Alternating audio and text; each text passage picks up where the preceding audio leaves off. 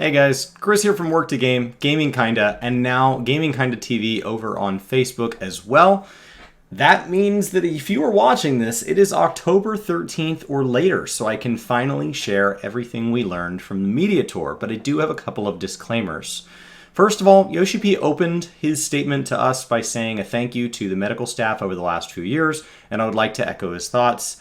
You've been asked of a lot in the fight over the last few years, and if 14 can help be a way to connect with friends or relax after a long day, then I am happy that I can share what we now know about Endwalker coming up very soon, and the devs hope that in some small way that can be a thank you and a place for you to enjoy and appreciate all that you do. Second, a disclaimer about the content itself. We were given brief access to a development build of Endwalker. Any footage I used from this time is development footage and will be labeled as such. Any of this is subject to change, any tooltips, any potencies, anything I show as they put the finishing touches on Endwalker may be subject to adjustments. So as part of talking about physical ranged, one of the first things I'd like to stop and take care of is the role actions. These are the things that they all share, and then just is there anything that's going to generally affect them on an individual job basis, but that really kind of unifies them. So as we go through the role actions, leg graze, slowing targets down their movement speed by applying heavy, second wind, instantly allowing yourself to heal yourself, foot graze, binding the target, Peloton, allowing movement outside of battle. The interruption of a target's action with head graze and arm's length, nullifying knockback and draw-in effects, as well as applying a slow when struck, which reduces the swing speed of enemies. All 6 are identical. This is not true of every single role, but all 6 are identical. Paired with this, because this is physical ranged, I would like to make a note that the physical parity and the magical, that they're back and forth. When they moved over from 1.0 into a Realm Reborn, those were calculated a little bit differently. Imagine them each having a coefficient that they were both multiplied by. And so you have your potency on the tooltip, this imaginary multiplier, your attributes, which we know got stat squished, and that determines the final outgoing damage, which of course is affected by any mitigation on the thing receiving the damage, and that's the amount of damage done. Those coefficients were different for magical and physical, so they did bring physical up to be in line with magical, so that means that if you don't want the number at the end of the equation to go up just across the board universally, by basically nullifying those coefficients so that they're identical now, the potencies on the physical abilities do have to be reduced. And so if you are somebody that shares their time across maybe a caster and a phys ranged, just note that some of the potency reductions that you see within physical could be just that excess potency being pulled out of the system.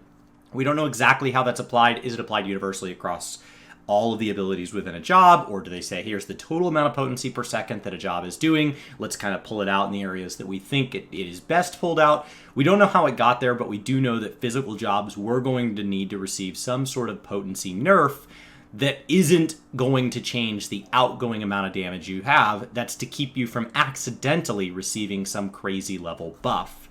And so that's the big universal physical ranged changes. Your physical counterparts, melee and tanks, they get to now do ranged attacks without breaking melee combos, but there isn't really anything universal like that here. As a matter of fact, this was the role that described in the live letter was seen as, they use the word orthodox with the changes. So it is something where all 3 of these jobs should feel relatively in line with how they did in Shadowbringers. Bard being the one that I think people wanted the most from, and the one that the live letter went the least over, and also the one that they noted would have the most still to go, and they were showing Media Tour build footage, so it is possible that some of the adjustments, if I had to guess, to things like Bard might not be done, but this should be a pretty good initial showing with what they showed us at the Media Tour.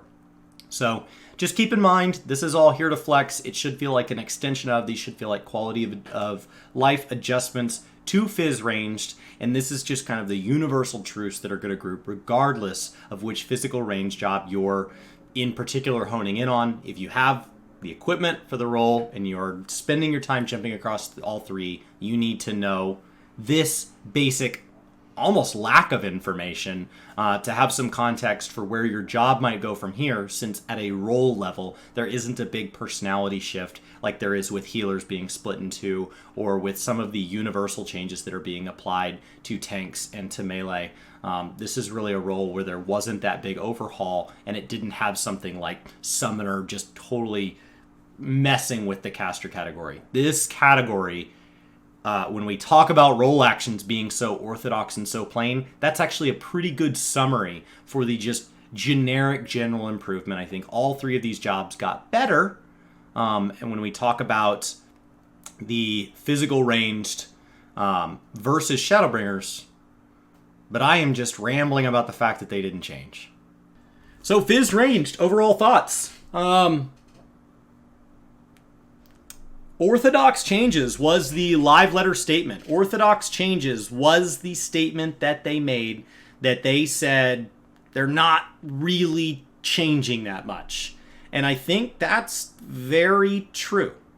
I think that they very notably did not change that much.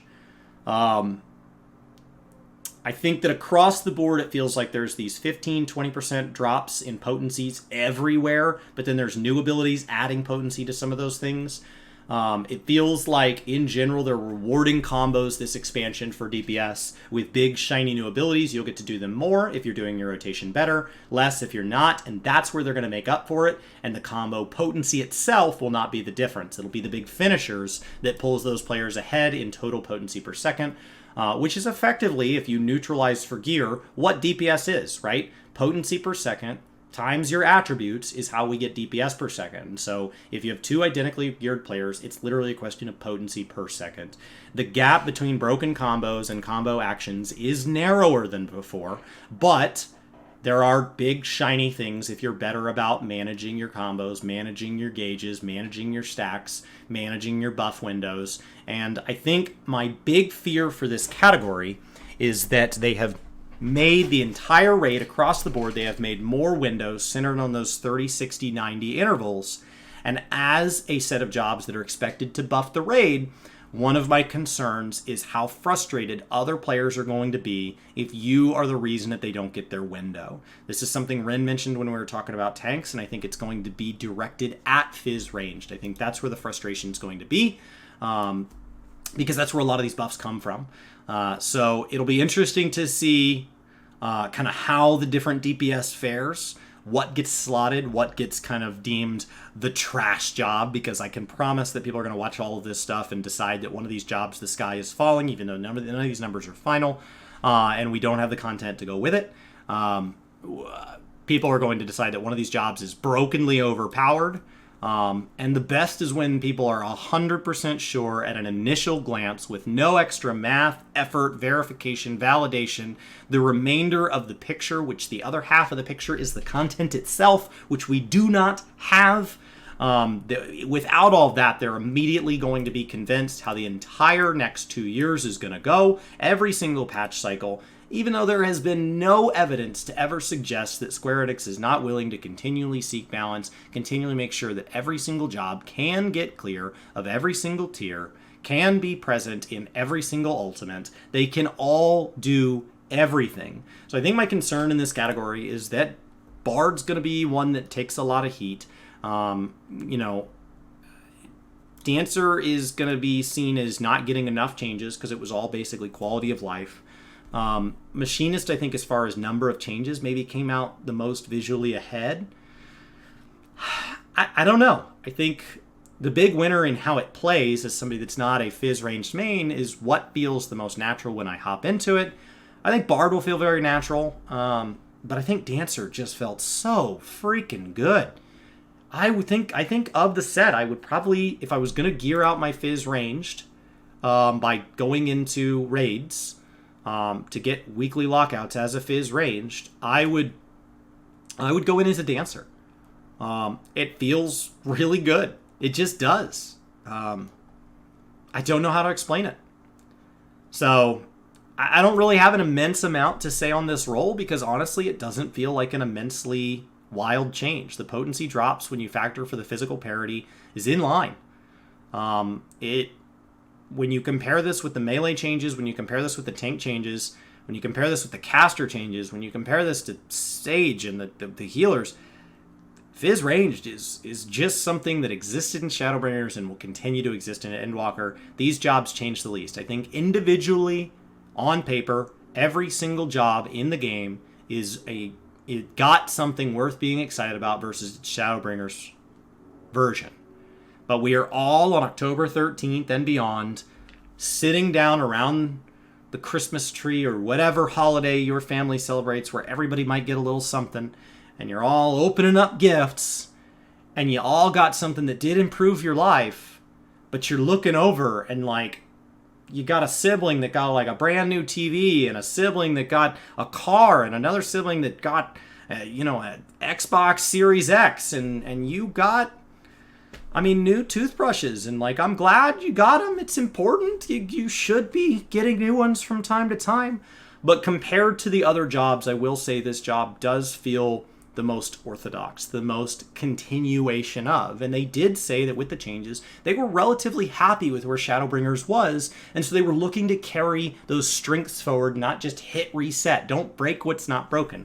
So Fizz Ranged across the board feels like the area that they were most happy with. They did note that it was the area still most under development, so I do expect that if there is going to be an area that potencies change a lot based on an entire role between the Media Tour build and November 19th, I would place my non-existent bet money on Fizz Ranged being an area to watch for that, but it doesn't mean that's a promise.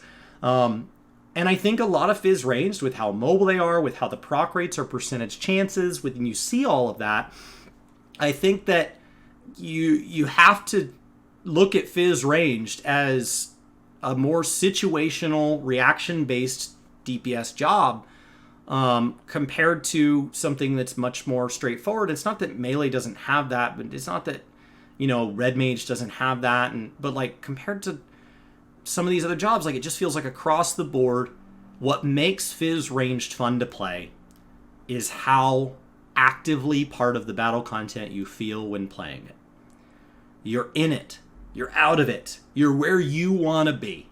You're making your other players better. You're doing your thing. You're launching projectiles. You've got a clean view of the arena if you want it. You're in the action if you want it. Some of these jobs, like, because of the way they cast their AoE versus their range, they kind of force you to have a little bit of variety in where you're standing. They feel good. But I think Fizz Ranged is a feeling. And so I do think that with these changes, while they are orthodox on paper, the one remaining thing is I want to hold out and see what do they feel like in the action. And in the action is not something I got a chance to do during the Media Tour build. When I look at the amount of content we had available to us in the Media Tour build and say, what if they'd given me a whole nother day of Media Tour coverage? I don't know that if they'd said you can have one more day, but you have to use it entirely on Fizz Ranged, I don't know that that would have answered that question. That question needs to be answered by being in level 90 battle content. It needs to be answered by being in level 90 Fate trains. It needs to be answered by being in level 90 dungeons, level 90 Savage raids, level 90 Alliance raids where there's just chaos. These are places that Fizz Ranged feels good. This is where I'm jealous as a tank to see them off flinging around over there. And especially when the encounter gets really nasty and the melee are locked in the action with me, I'm watching Fizz Ranged just go sailing by.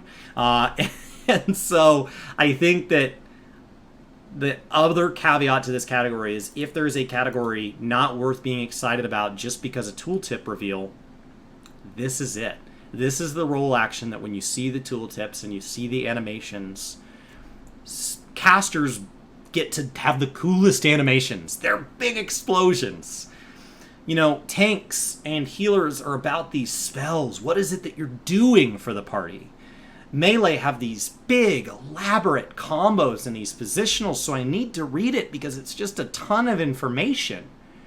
But Fizz Ranged, you read all this stuff and you go, yeah, I think I got it. Let me hop in there and find out. And so I think the tooltips on their own aren't giving me the whole picture. So I think my lack of excitement is because the excitement from Fizz Ranged is something that builds. It's something that the more time I spend on my Fizz Ranged, the more I like them. As opposed to some jobs where the amount I like them on day one, it is either flat or going down from there. This is like, no, every moment I spend on Fizz ranged, I like him a little bit more, and a little bit more, and a little bit more. And so it tells me that given enough time, maybe I do love Fizz ranged, and I just need to spend more time with them. And I'm hoping that's what Endwalker gives me an excuse to do.